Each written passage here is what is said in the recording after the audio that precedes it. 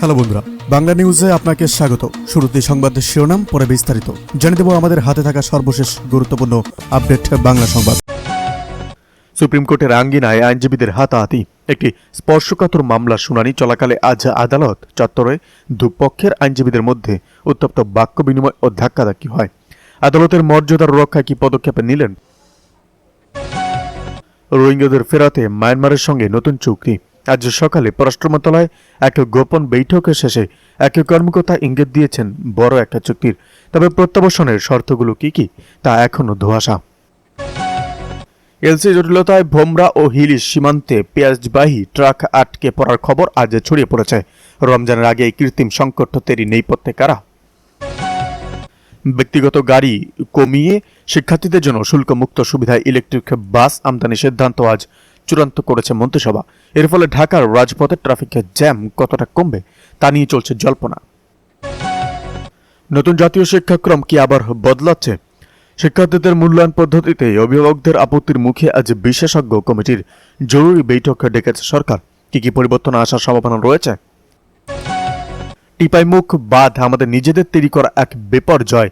সংসদ অধিবেশনে স্পিকার হাফিজ উদ্দিন আহমেদের এই মন্তব্য সংসদকে স্তব্ধ করে দেয়। তিনি কার দিকে আঙ্গুল তুললেন এবং কেন এই অভিযোগ?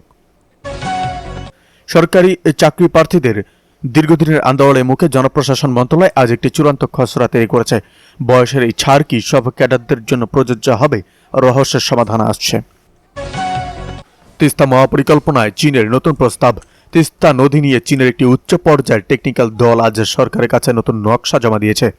ভারতের আপত্তির মুখে এই প্রকল্প কি শেষ পর্যন্ত সফল হবে বাংলাদেশ? একটি রাজনৈতিক দলের চাপে উপদেষ্টারা সহযোগিতা করেননি বলেন মাহফুজ আলম। অন্তর্বর্তীকালীন সরকারের সাবেক উপদেষ্টা মাহফুজ আলম বলেছেন, একটি রাজনৈতিক দলের চাপে উপদেষ্টারা আমাকে কোনো সহযোগিতা করেননি। বুধবার রাতে নিজে ভেরিফাইড ফেসবুক পেজের সংসদে রাস্তার উন্নয়নের হাসনাত আবদুল্লাহর আকুতির প্রতিক্রিয়ায় তিনি এক কথা বলেন।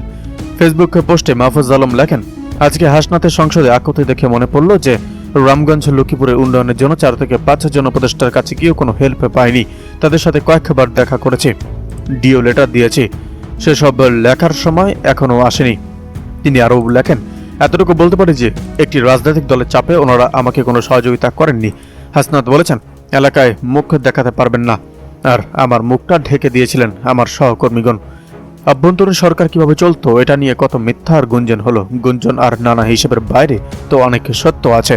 মাহফুজ আলম লেখেন, আমি যে মাদ্রাসায় 8 বছর পড়েছি, যে মাদ্রাসায় আমার বাবা লীগ কর্তৃক বেদখল হওয়া পর্যন্ত 15 বছর পরিচালনা করেছেন, সে মাদ্রাসায় এমপিভুক্ত হইনি, কারণ আমি একটি রাজনৈতিক দলের বিরোধিতা করেছিলাম। আমি তো অযোগ্য উপদেষ্টাই বটে, আর সে রাজনৈতিক দল নাকি ক্ষমতায় ছিল না, হা পায় সে। এদিকে চট্টগ্রামে শিবির ছাত্রদলের সংঘর্ষ, রাবিতে ছাত্রদলের বিক্ষোভ। চট্টগ্রাম সিটি কলেজের ছাত্রদলের সঙ্গে ছাত্র শিবিরের সংঘর্ষের প্রতিবাদে বিক্ষোভ মিছিল করেছে রাজশাহী বিশ্ববিদ্যালয় শাখা ছাত্রদল। মঙ্গলবার রাত 9টায় বিশ্ববিদ্যালয়ের পরিবহন চত্বর থেকে বিক্ষোভ মিছিল শুরু হয়। ক্যাম্পাসে বিভিন্ন গুরুত্বপূর্ণ সড়ক প্রদক্ষিণ করে সংক্ষিপ্ত সমাবেশের মাধ্যমে শেষ হয়। এই সময় ছাত্রদল নেতা কর্মীদেরকে লড়াই বলে বাঁচতে চাই, জামাত শিবির যেখানে লড়াই হবে সেখানে, জামাত শিবির রাজাকার, এই মুহূর্তে ক্যাম্পাস ছাড়, শিবিরের সন্ত্রাস রুখে দাও, জিআর সৈনিক এক হও, লড়াই কর সহ বিভিন্ন স্লোগান দিতে দেখা যায়। বিক্ষোভ পরবর্তী সমাবেশে শাখা ছাত্রদলের সাধারণ সম্পাদক সরদার জারুল হকের সঞ্চালনায় সাংগঠনিক সম্পাদক মাহমুদুল মিঠু বলেন, 2024 সালে 5ই আগস্ট ফ্যাসিবাদ বিরোধী আন্দোলনে যে গণজোয়ার সৃষ্টি হয়েছিল তা হলফ করে বলতে পারি, বাংলাদেশে আর কখনো ফ্যাসিবাদ ফিরে আসবে না। 90-এর গণঅভ্যুত্থানে প্রমাণ হয়েছিল স্বৈরাচার কোনো সরকার এখনো টিকতে পারেনি। আমাদের বড়ই ভুল হয়ে গেছে। 71-এর যুদ্ধে অপরাধীদের বিচার করা হয়েছিল, কিন্তু ক্ষমা দেওয়া হয়েছিল। তাদের পেটুয়া ছাত্র সংগঠন শিবিরকে ক্যাম্পাস থেকে বিতাড়িত করা হবে। তিনি আরো বলেন, জামাতা শিবির কখনো 71 নিয়ে কথা বলতে পারবে না। আজকে যদি ঢাকা বিশ্ববিদ্যালয়ের সাম্য হত্যার বিচার হতো, তাহলে জামাতা শিবির কখনোই রক্ষাটার রাজনীতি পুনরাবৃত্তি করতে পারত না। রাবির এই মাটি থেকে তাদেরকে অনতিবিলম্বে উচ্ছেদ করা হবে। আপনারা যদি ধর্ম প্রচার করতে চান তাহলে কেন্দ্রীয় মসজিদ রয়েছে, আপনারা ক্লাসরুমে ধর্ম প্রচার করবেন না, ফেসবুকে ধর্মের দোহাই দিবেন না। এদিকে জ্বালানি সংকটে রাজধানীতে 20% বাসের চলাচল বন্ধ। জ্বালানি সংকটের রাজধানীর সড়কগুলোতে গণপরিবহনের তীব্র সংকট দেখা দিয়েছে। গতকাল রাজধানী শাহবাগ এবং বাংলা মোটর সহ বিভিন্ন এলাকায় বাসের জন্য যাত্রীদের দীর্ঘক্ষণ অপেক্ষা করতে দেখা যায়। পর্যাপ্ত তেল না পাওয়া এবং পাম্পগুলোতে দীর্ঘ লাইনের কারণে রাজধানীর প্রায় 20% বাস সড়ক থেকে চলাচল বন্ধ হয়ে গেছে। এতে করে অফিসে ফেরত যাত্রী সহ সাধারণ মানুষের ভোগান্তি চরম পর্যায়ে রয়েছে। জ্বালানি তেলের মূল্যবৃদ্ধির প্রভাব রাজধানী সহ দেশের বিভিন্ন স্থানে গণপরিবহন খাতে পড়েছে।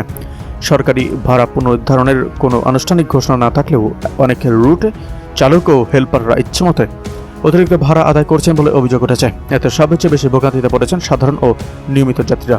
তবে এ ব্যাপারে বাংলাদেশ সড়ক পরিবহন মালিক সমিতির অতিরিক্ত মহাসচিব AMS আহমেদ খোকন জানিয়েছেন, সমিতির পক্ষ থেকে বাড়তি ভাড়া নেওয়ার কোনো নির্দেশনা দেওয়া হয়নি।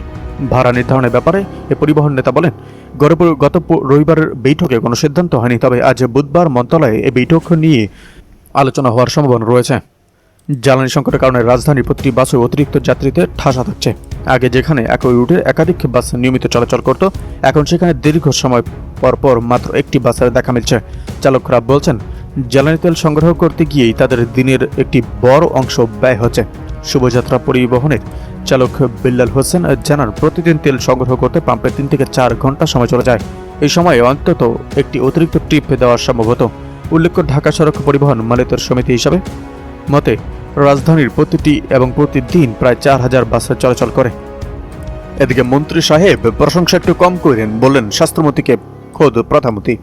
স্বাস্থ্যমন্ত্রী সরদার শাখাওয়াত হোসেন বক্তব্য দেওয়ার সময় বারবার প্রধানমন্ত্রীর প্রশংসা করায় স্বাস্থ্যমন্ত্রীকে প্রশংসা কম করতে বলেন প্রধানমন্ত্রী তারেক রহমান। শনিবার রাজধানী ওসমানে স্মৃতি মিলনায়তনে অনুষ্ঠিত উপজেলা স্বাস্থ্য ও পরিবার কল্যাণ কর্মকর্তা সম্মেলনে বক্তব্য দিতে গিয়ে স্বাস্থ্যমন্ত্রীর প্রশংসামূলক বক্তব্যের মাঝেই তাকে সংযত হতে বললেন প্রধানমন্ত্রী তারেক রহমান। সম্মেলনে বক্তব্য দেওয়ার সময় স্বাস্থ্যমন্ত্রী সরদার শাখাওয়াত হোসেন বারবার প্রধানমন্ত্রীর বিভিন্ন কর্মকাণ্ডের প্রশংসা করছিলেন। এ সময় প্রধানমন্ত্রী মঞ্চ থেকে বলেন, মন্ত্রী সাহেব প্রশংসা একটু কম করেন, এতে মিলনায়তনে উপস্থিতিদের মধ্যে হাস্যরসের সৃষ্টি হয়। এর জবাবে স্বাস্থ্যমন্ত্রী বলেন, খুব প্রশংসা করি নাই, যতটুকু আপনি করতে চান সামান্যতমই বলেছি। বক্তব্যে স্বাস্থ্যমন্ত্রী দেশের স্বাস্থ্য খাত উন্নয়নে সরকারের নানা উদ্যোগ তুলে ধরেন। তিনি বলেন, জনগণের সুস্বাস্থ্য নিশ্চিত করতে হলে সংশ্লিষ্ট সবাইকে পরিবর্তনে অংশ হতে হবে এবং মানব সেবাকে কেন্দ্রবিন্দুতে রেখে কাজ করতে হবে। তিনি আরও জানান, সরকারের জিরো টলারেন্স নীতির আওতায় স্বাস্থ্য খাত সহ সব ক্ষেত্রে অনিয়ম ও দুর্নীতির বিরুদ্ধে কঠোর অবস্থান নেওয়া হয়েছে। মাঠ পর্যায়ের চিকিৎসকদের গুরুত্ব তুলে ধরে তিনি বলেন, তাদের সঙ্গে সমন্বয় বৃদ্ধি ও কাজের পরিবেশ উন্নয়ন সরকারের অগ্রাধিকার। সম্মেলনে উপস্থিত স্বাস্থ্য কর্মকর্তাদের উদ্দেশ্যে তিনি আরও আহ্বান জানান, ঐক্যবদ্ধভাবে কাজ করে দেশের মানুষের সেবায় আত্মনিয়োগ করতে। পাশাপাশি উপজেলা পর্যায়ের হাসপাতালগুলোতে উন্নয়ন কার্যক্রম অব্যাহত থাকবে বলেও জানান তিনি। এদিকে ভারত থেকে দেশে এলো আরও 5000 মেট্রিক টন ডিজেল। বাংলাদেশে ভারত মেট্রি পাইপলাইনের মাধ্যমে আরও 5000 মেট্রিক টন ডিজেল আমদানি করা হয়েছে। ভারত থেকে আসা এই ডিজেল পদ্মা অয়েল PLCর পার্বতীপুর ডিপোতে শনিবার বিকেল 6:45 দিকে পৌঁছেছে। শনিবার মেঘনা পেট্রোলিয়াম লিমিটেডের ব্যবস্থাপক কাজী মোহাম্মদ রেবুল আলম বাসককে দেওয়া এই তথ্য জানিয়েছে। তিনি জানান, গত বৃহস্পতিবার সন্ধ্যা 7টার দিকে নুমালীগড় রিফাইনারি লিমিটেড থেকে ডিজেল পাম্পিং শুরু হয় এবং আজ বিকেল 6:45 দিকে পুরো 5000 মেট্রিক টন ডিজেল ডিপোতে পৌঁছে যায়।